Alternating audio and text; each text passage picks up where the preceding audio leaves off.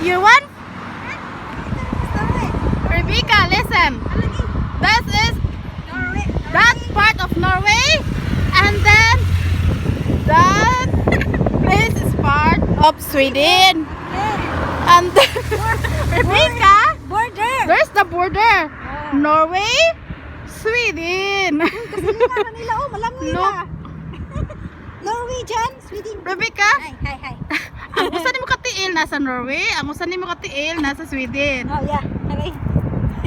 Sweden country over there, and then Norway country over there. Now you understand. So na lang, it's Norway. And this is the border, the river. River? The red one. Yeah. Rebecca, you have only body, but your one body, you have 2 foot. 2 foot. Paminaw.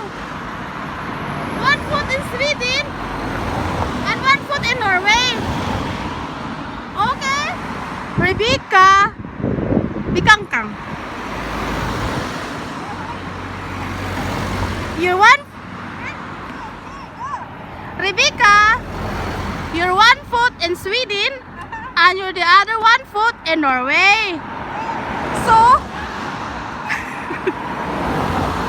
in one picture or one video, your body,